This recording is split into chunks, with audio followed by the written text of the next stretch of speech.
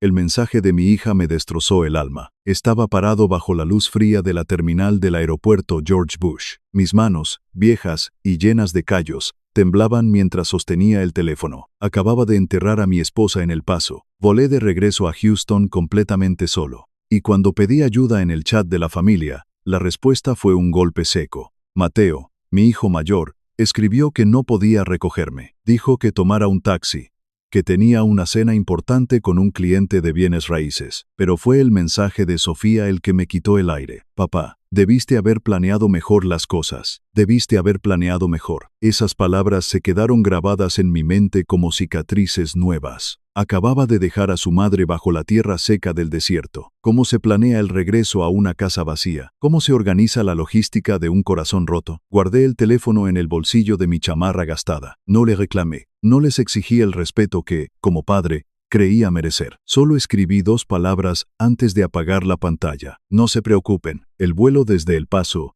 había sido una tortura silenciosa y asfixiante. Durante 2 horas interminables, me quedé mirando el asiento vacío a mi lado, el asiento número 14B. Elena siempre odió volar. Cada vez que el avión temblaba, ella buscaba mi mano con desesperación. Sus dedos pequeños y cálidos se aferraban a mis nudillos ásperos, buscando seguridad. Yo le decía que todo estaba bien, que yo estaba ahí para protegerla. Pero esta vez, cuando el avión atravesó las nubes grises sobre Texas, no hubo ninguna mano que sostener, solo el vacío absoluto. Solo el zumbido sordo de los motores y el murmullo de extraños que no sabían que mi mundo acababa de terminar. Cerré los ojos y por un instante pude oler su perfume, ese aroma a lavanda y jabón de avena que siempre la acompañaba. Incluso en sus últimos días en el hospital, Elena era el puente en nuestra familia. Ella era la única que traducía mis silencios y suavizaba mis asperezas. Yo pasé 40 años construyendo edificios, vertiendo concreto y levantando vigas de acero bajo el sol implacable de Houston.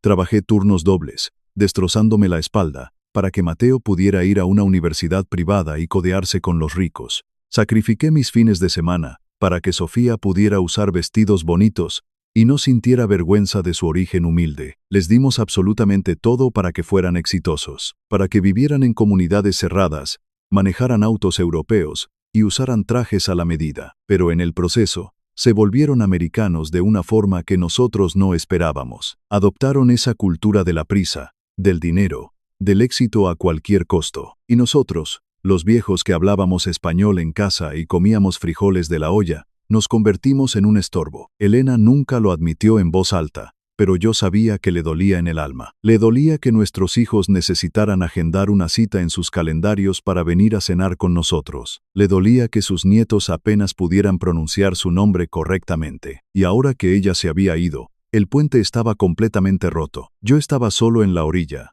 viendo cómo mis hijos se alejaban en su mundo de cristal y acero. Salí de la terminal hacia la zona de recogida de pasajeros. El aire de Houston me golpeó en la cara como una pared húmeda. Era esa humedad pesada, sofocante, mezclada con el olor a combustible de avión y asfalto mojado. Una llovizna fina y fría comenzaba a caer, empapando mis hombros. Me paré junto a la acera del Boulevard John F. Kennedy. Cientos de autos pasaban frente a mí, levantando agua del pavimento. Veía familias abrazándose con lágrimas de alegría, hijos recibiendo a sus padres con sonrisas, abriendo las puertas de sus autos para que subieran. Yo bajé la mirada hacia mis zapatos de trabajo. Aún tenían un poco de polvo del cementerio, polvo de la tierra que ahora cubría a la mujer que amé toda mi vida. Intenté usar esa aplicación en el teléfono para pedir un auto privado. Mis dedos torpes, deformados por décadas de artritis y trabajo pesado, no lograban presionar los botones correctos. La pantalla se mojaba con las gotas de lluvia, volviéndose loca y cancelando mi solicitud una y otra vez. Me sentí viejo, me sentí completamente inútil. Un hombre que podía leer los planos de un rascacielos de 50 pisos,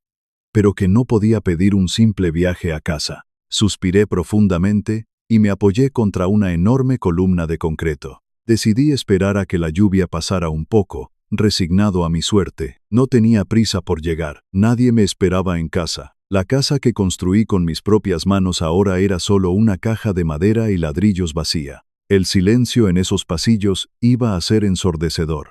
Mientras miraba el tráfico denso, pensé de nuevo en las palabras de Sofía. Debiste haber planeado mejor. Quizás mi hija tenía razón, quizás debí planear mejor mi vejez, quizás debí guardar un poco de amor, un poco de dinero, un poco de dignidad para mí mismo, en lugar de dárselo todo a ellos. Recordé las mañanas en las que los llevaba a la escuela en mi vieja troca. Mateo solía pedirme que lo dejara a una cuadra de distancia para que sus amigos no vieran mi vehículo oxidado. Yo fingía que no me importaba, pero cada vez que él cerraba la puerta y caminaba lejos de mí, un pedazo de mi corazón se rompía. Y ahora, décadas después, me seguían pidiendo que me quedara a una cuadra de distancia de sus vidas perfectas. Fue entonces cuando el mundo se detuvo por completo. Un sonido espantoso rompió la monotonía de la lluvia y el tráfico. Fue un chirrido agudo, violento, de frenos bloqueados, seguido por el rugido ensordecedor de metal aplastado. Levanté la vista justo a tiempo para ver la pesadilla desarrollarse en cámara lenta. A menos de 50 metros de donde yo estaba, en la intersección mojada, un enorme camión de combustible perdió el control. El remolque plateado se deslizó de lado, bloqueando todos los carriles de salida del aeropuerto. Una camioneta familiar negra, que venía a toda velocidad, no tuvo tiempo de frenar. Se estrelló directamente contra el costado del camión. El impacto fue tan violento que el suelo tembló bajo mis pies como si fuera un terremoto. Los cristales volaron por el aire, brillando bajo las luces de la calle como diamantes rotos. Y luego, el fuego. Una explosión sorda sacudió el aire pesado de la noche. Las llamas brotaron del motor de la camioneta, lamiendo el metal retorcido con una furia incontrolable. El calor me golpeó la cara desde la distancia.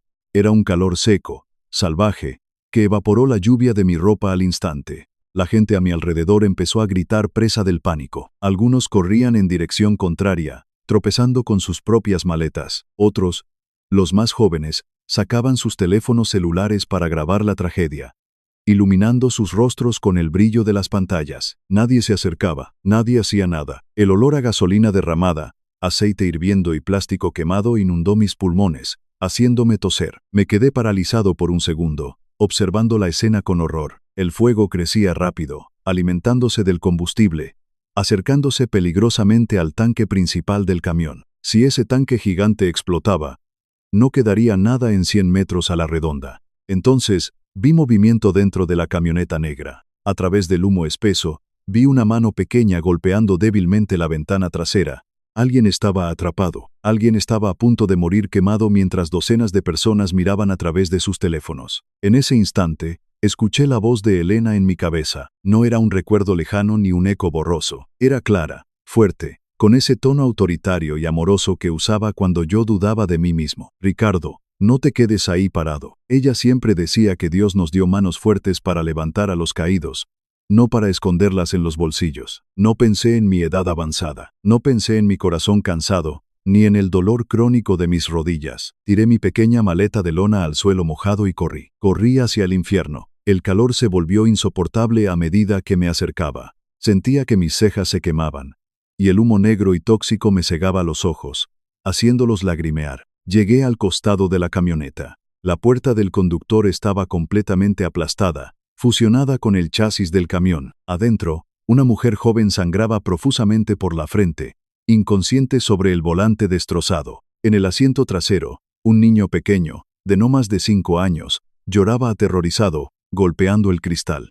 El fuego ya estaba consumiendo el capó del auto, y las llamas empezaban a lamer el parabrisas. Intenté abrir la puerta trasera, pero el metal estaba fundido y trabado por el impacto. Jalé la manija con todas mis fuerzas. Mis músculos gritaron de dolor, mis articulaciones crujieron, pero la puerta no cedió ni un milímetro. El niño me miraba con ojos enormes y llenos de pánico, tosiendo violentamente por el humo que llenaba la cabina. Tenía que sacarlos de ahí. Miré a mi alrededor, desesperado, buscando una herramienta, un fierro, cualquier cosa. Cerca del borde de la acera, había un pedazo de concreto desprendido por el impacto del camión. Era un bloque sólido, pesado, con varillas de acero asomando por los bordes. Pesaba al menos 20 kilos. Hace 10 años lo habría levantado sin mayor problema en cualquier obra de construcción. Hoy, sentí que me desgarraba la espalda baja al intentar recogerlo. Apreté los dientes hasta que me dolieron las mandíbulas. Pensé en Elena. Pensé en su último suspiro en esa cama de hospital fría en El Paso. Recordé esa sensación de impotencia absoluta, de ver cómo la vida se le escapaba de las manos sin poder hacer nada. No pude salvarla a ella del cáncer. No pude detener el tiempo ni comprarle más años de vida. Pero podía detener esto. Levanté el bloque de concreto por encima de mi hombro derecho. Grité con todas las fuerzas que me quedaban. Un grito primitivo, nacido del dolor y la furia. Y lo estrellé contra la ventana trasera. El cristal estalló en 1000 pedazos. Los bordes afilados me cortaron los brazos y el dorso de las manos. Pero la adrenalina ahogó el dolor. Metí la mitad de mi cuerpo por la ventana rota. El humo me quemaba la garganta como ácido. Alcancé al niño. Desabroché su cinturón de seguridad con dedos temblorosos. Lo tomé en mis brazos, sintiendo su pequeño corazón latiendo a 1000 por hora contra mi pecho. Lo saqué del auto y se lo entregué a un hombre joven que finalmente se había atrevido a acercarse para ayudar. «Lléveselo lejos», le grité con voz ronca, pero la madre seguía adentro. El fuego ya estaba entrando por las rejillas de ventilación del tablero. Me arrastré hacia el asiento delantero, ignorando los cristales que se clavaban en mis rodillas. La mujer estaba atrapada por la bolsa de aire desinflada y el volante retorcido. La tomé por los hombros. Su sangre caliente manchó mi camisa blanca, mezclándose con mi propio sudor. Tiré de ella. Una vez, 2 veces, 3 veces. Mis manos resbalaban por la sangre. Mis pulmones exigían aire limpio, pero solo recibían humo tóxico. «Por favor, Dios, dame fuerza solo una vez más», susurré en la oscuridad de la cabina, con un último tirón desesperado. Usando el peso de mi propio cuerpo hacia atrás, su cuerpo se liberó del volante.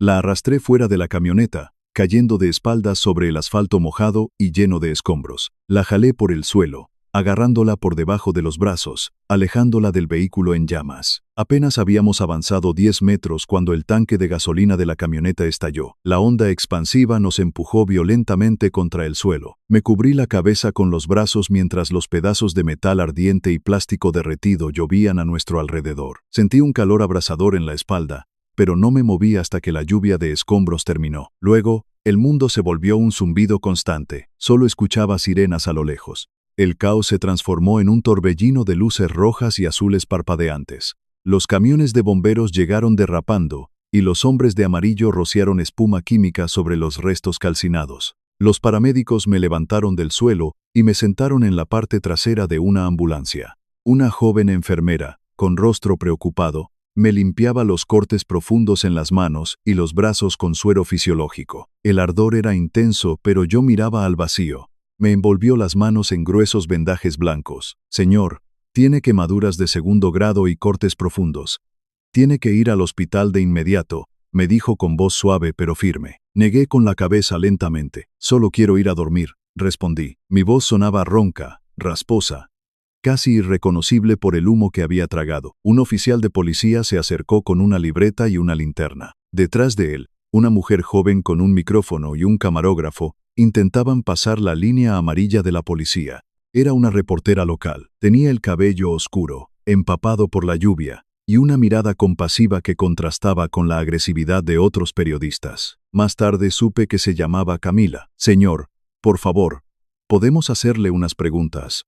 Usted es un héroe, salvó a esa familia», gritó Camila desde la distancia, esquivando a un oficial. Me bajé de la ambulancia, ignorando el dolor punzante en mis piernas y el mareo que amenazaba con tirarme al suelo. «No soy un héroe», le dije al oficial de policía, mirándolo a los ojos. «Solo soy un viejo que ya no tiene nada que perder». Me negué a dar mi nombre. Me negué a firmar papeles. Me negué rotundamente a subir a la camilla para ir al hospital. Caminé de regreso al lugar donde había dejado mi pequeña maleta. Milagrosamente, estaba intacta, cubierta de agua pero a salvo. La recogí con mis manos vendadas, sintiendo punzadas de dolor con cada movimiento. Caminé alejándome de las luces, de las cámaras y del ruido. Caminé un par de cuadras bajo la lluvia fría, hasta que encontré un motel barato cerca del aeropuerto. Uno de esos lugares olvidados, con luces de neón parpadeantes que anunciaban vacantes y alfombras gastadas que olían a humedad. Entré a la recepción.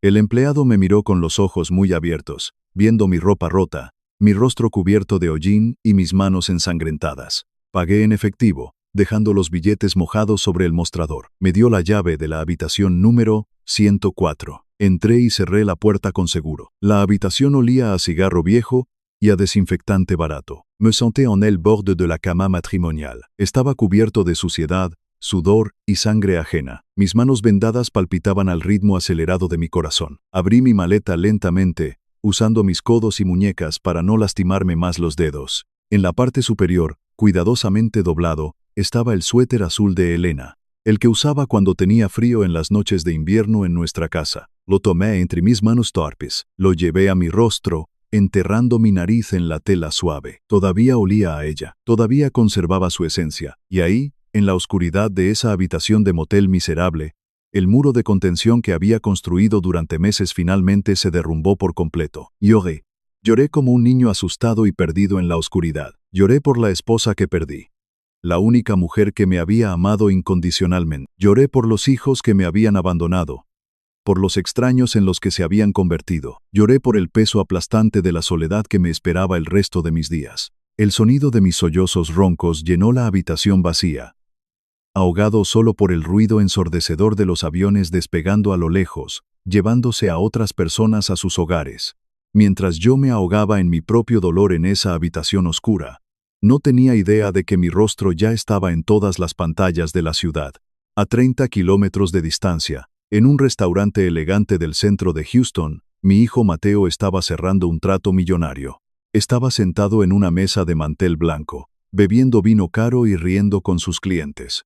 Su teléfono no dejaba de vibrar sobre la mesa, llamada tras llamada, mensaje tras mensaje. Finalmente, molesto por la interrupción y pidiendo disculpas a sus invitados, contestó. Era su esposa, Valeria. Mateo, prende las noticias ahora mismo, le gritó ella, con la voz quebrada por el pánico. Al mismo tiempo, en su enorme casa de los suburbios, mi hija Sofía estaba sirviendo copas a sus amigas del trabajo. Su teléfono también empezó a sonar sin control. Ambos, en diferentes partes de la ciudad, encendieron los televisores, y lo que vieron los dejó completamente paralizados. Las noticias locales estaban transmitiendo imágenes en vivo y videos grabados con teléfonos celulares desde el aeropuerto. Ahí estaba yo, un anciano de 68 años, con la camisa blanca manchada de sangre, sacando a una mujer inconsciente de un auto envuelto en llamas. El presentador de noticias hablaba con urgencia, su voz llenando las salas de estar de mis hijos. Un acto de valentía increíble esta noche, cerca del aeropuerto intercontinental.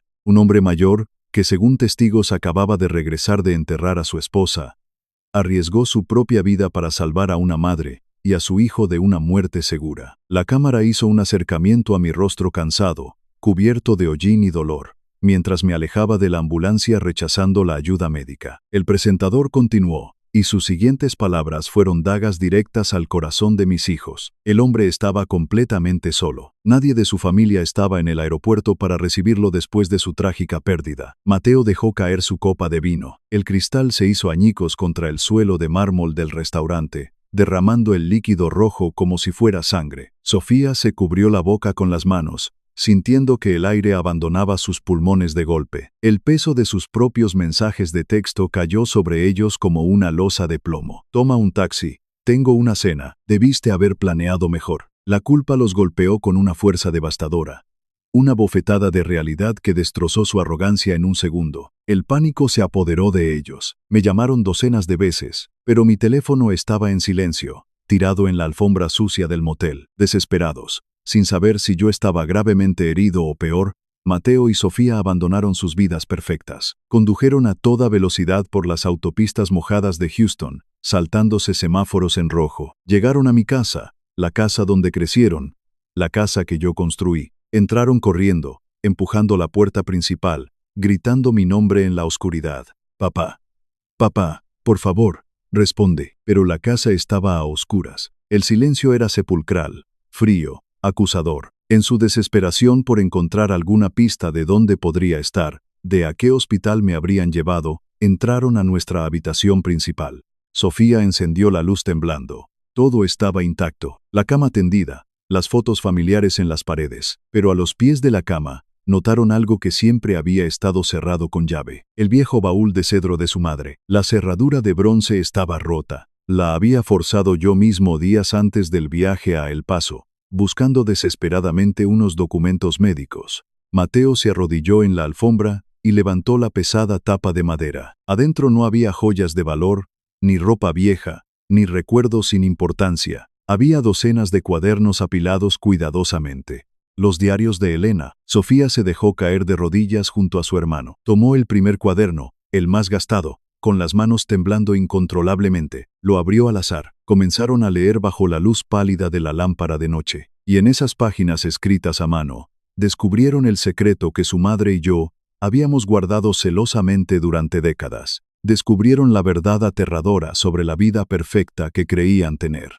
Y se dieron cuenta, con un horror que les heló la sangre, de que el hombre al que acababan de abandonar en el aeropuerto les había dado absolutamente todo, hasta quedarse sin nada. Sofía se dejó caer de rodillas junto a su hermano, tomó el primer cuaderno, el más gastado, con las manos temblando incontrolablemente, lo abrió al azar. Comenzaron a leer bajo la luz pálida de la lámpara de noche.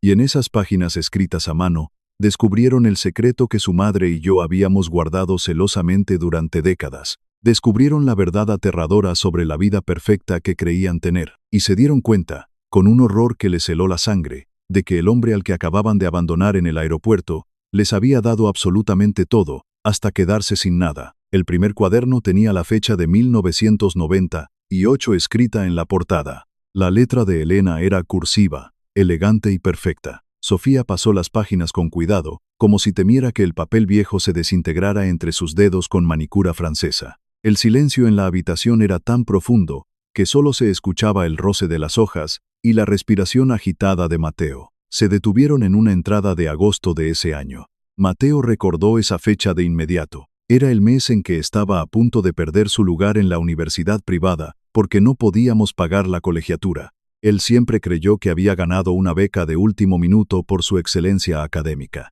Eso fue lo que le dijimos. Pero las palabras de su madre en el diario contaban la verdadera historia. Hoy Ricardo vendió su troca, escribió Elena, esa vieja camioneta Ford del 70 que él mismo había restaurado pieza por pieza durante 5 años. Mateo amaba esa camioneta. Cuando desapareció del garaje, le dijimos que nos la habían robado en el centro comercial. Elena continuaba en su diario. Ricardo lloró en el garaje vacío esta noche cuando creyó que yo estaba dormida. Lloró por su troca.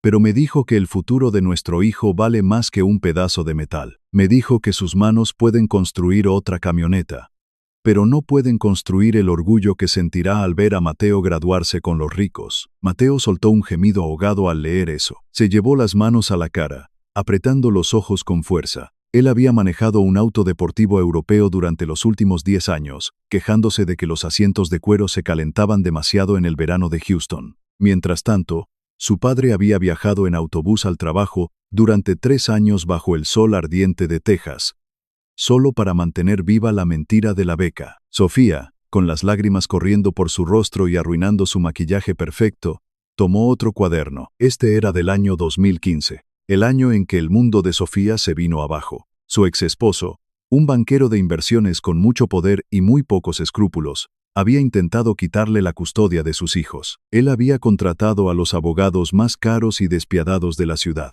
Sofía estaba aterrorizada, convencida de que perdería a sus pequeños porque no tenía cómo pagar una defensa igual de agresiva. Y de repente, un bufete de abogados de primer nivel tomó su caso pro bono. Le dijeron que era parte de un programa de ayuda comunitaria. Ella lo creyó sin dudarlo, alabando su propia suerte. Pero la página del diario de Elena del 4 de marzo de 2015 decía otra cosa. Hoy fuimos al banco, escribió mi esposa. Ricardo vació su cuenta de retiro. Todos los ahorros de 35 años de trabajo rompiéndose la espalda en las construcciones, $120,000. Se los entregó en un cheque de caja al abogado de Sofía, rogándole que nunca le dijera la verdad a nuestra niña. El abogado le preguntó a Ricardo qué haría cuando fuera demasiado viejo para trabajar. Mi esposo, con sus manos llenas de cemento y cicatrices, le respondió que trabajaría 10 años más con la espalda destrozada. Con tal de que su hija pudiera dormir en paz con sus niños, Sofía dejó caer el cuaderno al suelo. El sonido del golpe resonó en la habitación vacía como un disparo. Ella se abrazó a sí misma, temblando de pies a cabeza. Recordó todas las veces que me había cancelado una cena porque estaba muy ocupada con su trabajo de relaciones públicas. Recordó el mensaje de texto que me había enviado unas horas antes. Papá, debiste haber planeado mejor las cosas. Esa frase ahora se sentía como un cuchillo oxidado girando en sus propias entrañas. Yo no había planeado mi vejez, porque había usado cada centavo de mi futuro para comprarles el de ellos. Pero el golpe final fue para Mateo. Encontró un pequeño cuaderno negro del año 2018, el año en que fundó su exitosa empresa de bienes raíces. Mateo siempre se jactaba en las revistas de negocios de cómo había conseguido un inversionista ángel anónimo que creyó en su visión. Se enorgullecía de ser un hombre que se había hecho a sí mismo un verdadero ejemplo del sueño americano. Leyó la entrada de octubre en voz alta. Con la voz quebrada y ronca, firmamos la segunda hipoteca de la casa hoy. Ricardo puso la casa que construyó con sus propias manos como garantía para conseguir el préstamo comercial para Mateo. $250,000. Si el negocio de nuestro hijo fracasa, perderemos nuestro hogar y terminaremos en la calle. Pero Ricardo me tomó de la mano en la oficina del banco y me dijo que confía en la sangre de su sangre. Me dijo que nuestro hijo es inteligente, que va a volar muy alto, y que los padres somos la pista de aterrizaje que se queda atrás en el suelo. Mateo no pudo soportarlo más. El hombre de negocios implacable, el desarrollador inmobiliario que no le temía a nada, se derrumbó sobre la alfombra de nuestra habitación. Lloró con gritos desgarradores, golpeando el suelo con los puños. Se dio cuenta de que su imperio de cristal y acero en el centro de Houston estaba construido sobre los huesos cansados de su padre. Se dio cuenta de que mi silencio, esa quietud que ellos confundían con ignorancia o falta de ambición, era en realidad el escudo que los había protegido de la dureza del mundo. Habían cambiado nuestros valores familiares, el respeto y la gratitud, por la cultura del dinero rápido y el éxito superficial. Y en ese intercambio, nos habían perdido. Mientras mis hijos se ahogaban en el océano de su propia culpa en mi casa vacía, yo veía amanecer desde la ventana de mi habitación de motel. La lluvia había cesado. El cielo de Houston comenzaba a teñirse de un gris pálido y melancólico. Mis manos vendadas palpitaban con un dolor sordo,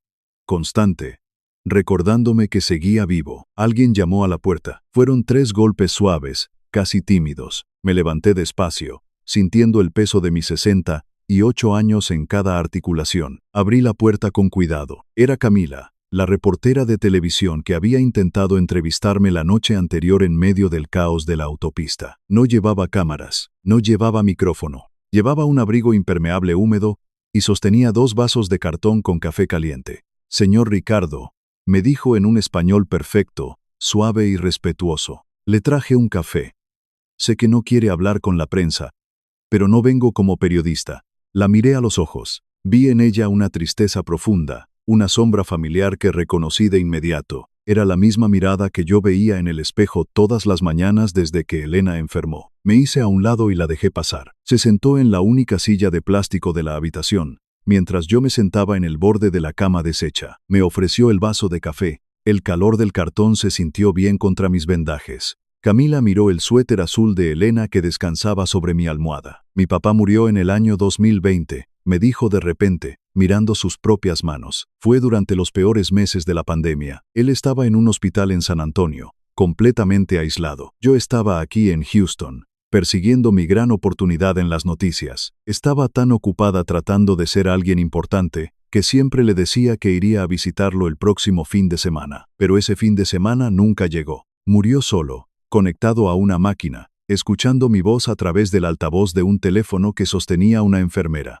Una lágrima solitaria rodó por la mejilla de Camila. Anoche, cuando lo vi a usted en la autopista, continuó ella, cuando vi cómo arriesgaba su vida por extraños, y luego vi cómo se alejaba caminando solo en la oscuridad. Vi a mi padre, vi la misma soledad, y no pude soportar la idea de que usted pasara esta mañana sin que nadie le diera las gracias. Sentí un nudo en la garganta. Esta joven extraña, esta muchacha que no compartía mi sangre, me estaba ofreciendo el consuelo que mis propios hijos me habían negado. Le agradecí en voz baja. Le dije que yo solo había hecho lo que mi esposa me habría exigido hacer. Camila me miró con una mezcla de admiración y súplica. Señor Ricardo, el mundo necesita escuchar su historia, no para hacer un circo de su dolor, sino porque hay miles de personas allá afuera que están olvidando a sus padres. Hay miles de hijos que necesitan despertar antes de que sea demasiado tarde. Déjeme hacerle una entrevista, solo nosotros dos. Sin luces brillantes, sin preguntas trampa. Solo una conversación. Lo pensé durante un largo rato. Pensé en Mateo y en Sofía. Pensé en el daño que podría hacerles si el mundo se enteraba de cómo me habían tratado. Pero luego pensé en Elena. Ella siempre decía que el rencor es un veneno que te tomas tú mismo, esperando que el otro muera. Asentí lentamente. Está bien, muchacha, le dije. Hablaremos. Un par de horas más tarde, Camila me llevó a una pequeña sala de conferencias en un hospital cercano, donde finalmente permití que un médico revisara mis quemaduras. La sala era silenciosa, con paredes blancas y una mesa de madera sencilla. Camila colocó una cámara pequeña sobre un trípode en la esquina. Se sentó frente a mí, sin notas, sin apuntador. La entrevista comenzó a transmitirse en vivo por las redes sociales del canal de noticias. Hablamos sobre el accidente. Le expliqué cómo el bloque de concreto se sintió tan pesado, pero cómo el miedo de ver a ese niño atrapado me dio la fuerza que no sabía que tenía. Le hablé de Elena, le conté cómo ella odiaba volar, y cómo el asiento vacío a mi lado en el avión había sido el momento más oscuro de mi vida. La voz me tembló, pero no aparté la mirada de la cámara. Y entonces, Camila hizo la pregunta que todo el país se estaba haciendo. Señor Ricardo, el mundo lo vio anoche. Vimos su valentía increíble, pero también vimos que estaba completamente solo. Venía de enterrar a la mujer de su vida. ¿Dónde estaba su familia? ¿Por qué nadie fue a recogerlo al aeropuerto en su momento de mayor necesidad? El silencio en la sala se volvió denso, casi palpable. Sabía que en ese exacto momento, cientos de miles de personas estaban mirando sus pantallas. Sabía que mis hijos, donde quiera que estuvieran, probablemente también estaban mirando. Tenía el poder de destruirlos. Podía sacar mi teléfono del bolsillo. Podía leer en voz alta el mensaje de Mateo diciendo que tenía una cena de negocios. Podía repetir las palabras crueles de Sofía, diciéndome que debía haber planeado mejor. Podía exponer su egoísmo ante el mundo entero y arruinar sus reputaciones corporativas para siempre. Sentí la ira burbujeando en mi pecho, el dolor de la traición exigiendo justicia, pero cerré los ojos por un segundo. Respiré profundo y elegí el camino más difícil. Elegí la gracia, abrí los ojos y esbocé una sonrisa suave, triste pero sincera. Tienen vidas muy ocupadas, respondí con voz calmada. La vida se vuelve muy complicada cuando uno crece en este país. Mateo tiene responsabilidades enormes. Mucha gente depende de él en su trabajo. Sofía tiene a sus hijos pequeños. Y ser madre es el trabajo más agotador del mundo. Yo los entiendo, no los juzgo por no estar ahí. El amor de un padre no se trata de exigir presencia. El amor de un padre es saber esperar en silencio. Es ser el puerto seguro al que ellos pueden regresar cuando la tormenta de la vida los canse. Mis hijos son buenas personas. Solo están un poco perdidos en la prisa del mundo moderno. Pero yo siempre estaré aquí para ellos. Siempre. Esa respuesta rompió el internet. El fragmento de video se compartió millones de veces en cuestión de horas. La gente no lloraba por el rescate en la autopista, lloraban por la inmensa, casi incomprensible capacidad de perdón de un padre con el corazón roto. Y en la casa vacía de los suburbios, sentados en el suelo rodeados por los diarios de Elena, Mateo y Sofía vieron la entrevista en la pantalla de un teléfono. Ese acto de gracia inmerecida los devastó mucho más de lo que cualquier insulto o humillación pública podría haberlo hecho. Mi negativa a castigarlos fue el castigo más severo que jamás habían recibido. Les mostró la verdadera magnitud del amor que habían estado pisoteando durante años. Sofía sollozó hasta quedarse sin aire, abrazando el teléfono contra su pecho. Mateo se levantó, pálido como un fantasma, y dijo con voz firme: «Tenemos que ir a buscarlo. Ahora mismo». Esa misma tarde, Camila me llevó al estacionamiento de larga estadía del aeropuerto. Ahí estaba mi vieja camioneta de trabajo, la que usaba todos los días desde que vendí la troca clásica. Me despedí de la reportera, con un abrazo torpe debido a mis manos vendadas. Le dije que su padre estaría muy orgulloso de la mujer en la que se había convertido. Ella lloró en mi hombro y me prometió que vendría a visitarme. Subí a mi camioneta. El motor tosió un par de veces antes de arrancar con su rugido familiar. Conduje lentamente por la autopista 45, dirigiéndome hacia mi vecindario. El tráfico de Houston era denso, como siempre, pero por primera vez en muchos días, no me sentí asfixiado. Sentí una extraña paz. Había soltado mi carga. Había dicho mi verdad, sin veneno, y ahora el resto dependía de Dios. El sol comenzaba a ponerse, tiñendo el cielo de tonos naranjas y morados sobre los rascacielos de cristal, esos mismos edificios que yo había ayudado a construir con mi sudor. Llegué a mi calle. Era una calle tranquila, de casas modestas con jardines pequeños. Al acercarme a mi entrada, noté algo diferente. El césped, que había dejado crecer demasiado durante las semanas que estuve en El Paso, estaba perfectamente cortado. El olor a hierba recién podada flotaba en el aire húmedo de la tarde. En el porche de la casa había varias macetas con flores frescas. Mis vecinos, que seguramente habían visto las noticias, habían venido a mostrar sus respetos a su manera silenciosa. Apagué el motor de la camioneta, me quedé mirando la casa por un momento, y entonces los vi, sentados en los escalones de concreto del porche. En la penumbra del atardecer, había dos figuras, Mateo y Sofía. No llevaban sus trajes de diseñador, ni sus relojes caros. Mateo llevaba unos pantalones de mezclilla gastados y una camiseta gris. Sofía llevaba ropa deportiva holgada, sin una gota de maquillaje, con el cabello recogido en un moño desordenado. Se veían pequeños, se veían exactamente como los niños asustados que solían esperarme en la puerta cuando había tormentas eléctricas en los años 90. Despojados de toda su arrogancia corporativa, de toda su prisa y su superioridad, abrí la puerta de la camioneta y bajé con dificultad. Mis botas de trabajo crujieron sobre la grava del camino de entrada. Ellos se pusieron de pie de inmediato. Ninguno de los dos se atrevió a dar un paso hacia mí. Se quedaron ahí, paralizados por la vergüenza y el arrepentimiento. Llegué hasta el pie de los escalones. Los miré a los ojos. Estaban rojos, hinchados de tanto llorar. Mateo fue el primero en romperse. Cayó de rodillas en el concreto duro, justo frente a mis botas. «Perdóneme, papá», dijo con la voz ahogada en llanto. Usó la palabra usted. Hacía más de 15 años que no me hablaba de usted. Fui un ciego. Fui un estúpido, un arrogante. Le fallé a mi madre. Le fallé a usted. Perdóneme, por favor. Sofía se arrodilló junto a él, aferrándose a mi pierna, escondiendo su rostro en mi pantalón de trabajo. Papá, lo siento tanto, sollozaba ella. Leímos los diarios. Lo sabemos todo. ¿Por qué no nos dijiste? ¿Por qué nos dejaste creer que éramos nosotros los que lográbamos todo solos?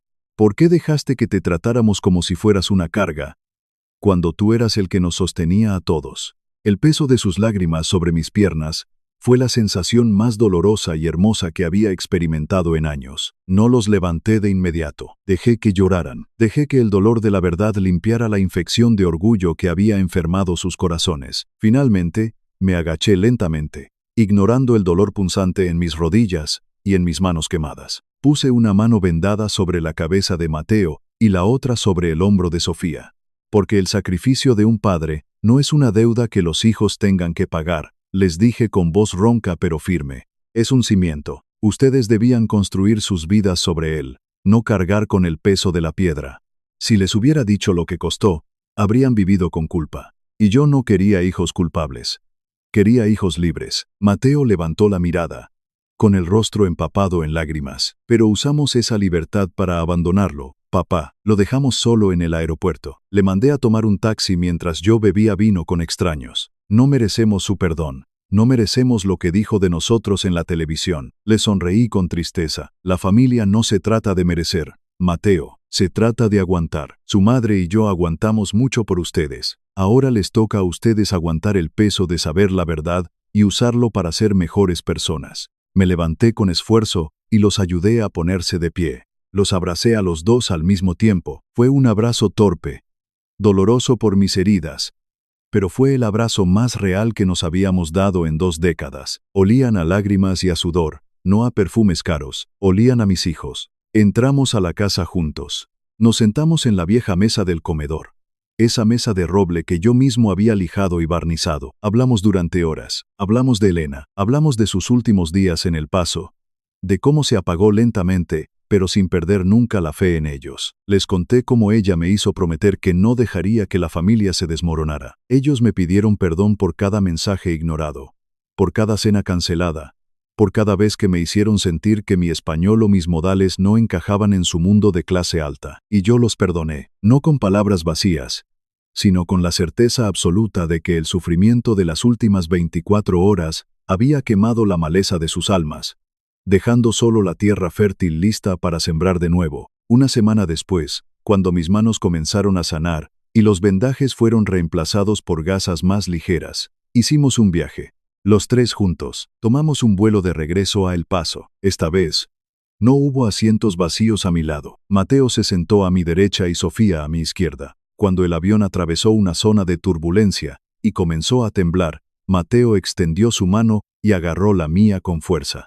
No dijo nada, solo apretó mi mano callosa, exactamente como lo hacía su madre. Llegamos al cementerio en el desierto, donde la tierra seca y el viento constante guardaban el descanso de Elena. El sol brillaba con fuerza, iluminando la lápida de granito gris. Nos paramos frente a ella en silencio. Mateo se derrumbó de nuevo, pero esta vez no fue un llanto de culpa, sino de despedida. Se abrazó a mí desesperadamente, escondiendo su rostro en mi cuello como lo hacía cuando era un niño asustado por la oscuridad. Sofía nos abrazó a los dos por la espalda. Le prometimos a Elena, ahí bajo el cielo inmenso de Texas, que el puente que ella había construido nunca más volvería a romperse. Los meses que siguieron fueron un testimonio del poder de la redención. La transformación en mis hijos no fue un milagro de un solo día. Fue un trabajo constante, como construir una casa ladrillo por ladrillo. Mateo comenzó a cambiar sus prioridades de manera drástica. Una tarde de martes, me llamó por teléfono. Estaba a punto de entrar a una reunión para cerrar un contrato de desarrollo inmobiliario de $5 millones. Papá, me dijo por el altavoz. ¿Estás ocupado? Le respondí que estaba en el garaje, organizando mis herramientas viejas. Cancela lo que estés haciendo, me dijo con una risa ligera. Voy para allá. Acabo de cancelar mi reunión. Tengo ganas de tomar un café de olla contigo. Y lo hizo. Dejó a sus socios corporativos esperando y condujo 40 minutos hasta mi casa, solo para sentarse en un bote de pintura volcado y tomar café conmigo mientras hablábamos de béisbol. Sofía, por su parte, dejó de tratar su vida como un calendario militar. Empezó a traer a mis nietos todos los fines de semana. Al principio, los niños, acostumbrados a sus tabletas electrónicas y videojuegos, se aburrían en mi casa, pero poco a poco, los llevé al garaje. Les enseñé a lijar madera, les enseñé a usar un martillo sin lastimarse los dedos. Construimos casas para pájaros, estantes chuecos y carritos de madera. El sonido de sus risas llenó los pasillos que durante tanto tiempo habían estado muertos y silenciosos. Sofía se sentaba en el porche a mirarnos, con una taza de té en las manos, sonriendo con una paz que nunca le había visto en sus años de ejecutiva estresada. Se dieron cuenta, finalmente, de la lección más dura que la vida tiene para ofrecer. El dinero se puede recuperar, los negocios se pueden reconstruir, pero el tiempo es la moneda más cruel del universo. Una vez que la gastas, se va para siempre. Y ellos decidieron gastar su tiempo conmigo, antes de que mi asiento también quedara vacío. La vida no es una película perfecta. Todavía hay días en los que el dolor por la ausencia de Elena me golpea tan fuerte que me cuesta respirar. Todavía hay momentos en los que extraño su voz en la cocina, o el roce de sus pies fríos bajo las cobijas. Pero ya no estoy ahogándome en el silencio. Las familias no se rompen por un solo evento dramático. No se destruyen por una gran explosión o una traición imperdonable. Se rompen por la erosión lenta y silenciosa de los momentos descuidados. Por las llamadas que decimos que devolveremos mañana. Por las cenas a las que llegamos tarde porque estábamos trabajando. Por los mensajes de texto fríos que enviamos cuando estamos demasiado ocupados para escuchar la voz de quienes nos dieron la vida. El amor no es un trofeo que se pone en una repisa para admirarlo de vez en cuando. El amor es un jardín que requiere agua, paciencia y manos sucias todos los días. Si estás escuchando esto, y tienes la bendición de tener a tus padres vivos, no esperes a que una tragedia te despierte. No esperes a encontrar sus sacrificios escritos en un diario viejo cuando ya no puedas darles las gracias. Levanta el teléfono, ve a visitarlos, tómate un café con ellos, porque llegará un día, más pronto de lo que crees, en que darías todo el dinero del mundo, todo tu éxito y todos tus títulos, por tener solo 5 minutos más para decirles cuánto los amas. No dejes que el mundo te robe lo único que realmente importa, el tiempo con los tuyos.